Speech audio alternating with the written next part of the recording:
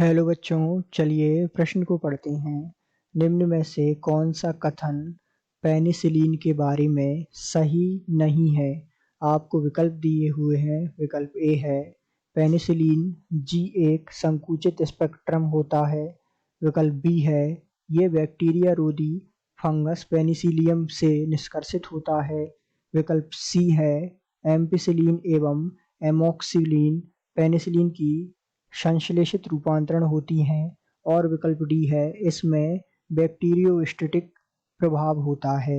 तो आइए बच्चों, मुख्य अवधारणा को समझते हुए हम इस प्रश्न को हल करते हैं तथा विस्तार पूर्वक इस प्रश्न के हल को समझते हुए सही विकल्प का चुनाव करते हैं। तो सर्वप्रथम मुख्य अवधारणा में हम कुछ जरूरी बातों के बारे में चर्चा करेंगे जो पेनिसिलिन के बारे में सत्यता या असत्यता के बारे में हमें निश्चित रूप से है मदद होगी। तो आइए इसके बारे में जानकारी एकत्रित करते हुए हम इस प्रश्न को हल करते हैं। यदि हम बात करें मुख्य अवधारणा में तो एक एक कर हम इसकी मुख्य अवधारणा देखते हैं। जैसा कि पेनिसिलिन जी जो है एक संकुचित स्पेक्ट्रम होता है। बात करें ए की तो ये जो है बिल्कुल सत्य कथन है। ऐसा क्यों है? क्योंकि जो पेनिसिलिन जी है वो क्या होता है,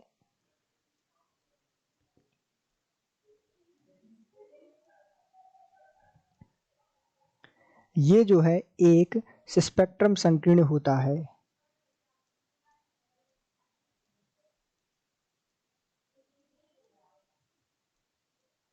अर्थात संकुचित स्पेक्ट्रम होता है। तो ये तो सही हो गया, हमें ढूंढना है सही नहीं है, तो ये तो सही हो गया। अब बात करें विकल्प बी की, ये बैक्टीरिया रोधी फंगस पेनिसिलियम से निष्कर्षित है। तो बी जो कथन है बिल्कुल सत्य है, क्योंकि प्रारंभ में, अर्थात बी कथन सत्य है, प्रारंभ में पेनिसिलियम कवक से हमने पहली जो है पेनिसिलियम प्राप्त किया था। तो पेनिसिलियम कवक द्वारा पेनिसिलियम हमने प्राप्त किया था।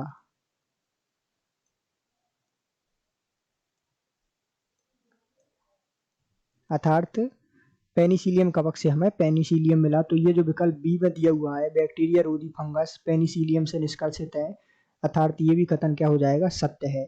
अब बात करें विकल्प सी की, तो विकल्प सी में दिया हुआ है कि एम्पिसिलिन एवं एम्पोक्सिलिन पेनिसिलियंस की संश्लेषित रूपांतरण होती है। ये बात भी बिल्कुल सत्य है कि जो एम्पिसिलिन है एवं एम्पोक्सिलिन है वो पेनिसिलियम की संश्लेषित रूपांतरण है, अर्थात ये बात भी बिल्कुल सही है, सत्य हो जाएगी। अब बात करें हम डी की, इसमें बैक्टीरियोस्टिक प्रभाव होता है, ये बात गलत है। अर्थात जो पेनिसिलिन है वो जीवाणुनाशी होता है, जैसा कि हम जानते हैं। तो बात जो विकल्प डी में दी हुआ जो कथन है वो बिल्कुल गलत है और हमें क्या चाहिए, सही नहीं है। तो सही नहीं या गलत कौन सा कथन है, विकल्प डी में दिया हुआ कथन। अर्थात हम कह सकते हैं कि दिए गए प्रश्न का सही उत्तर विकल्प डी है। आशा करते हैं आपको समझ आया होगा। धन्यवाद।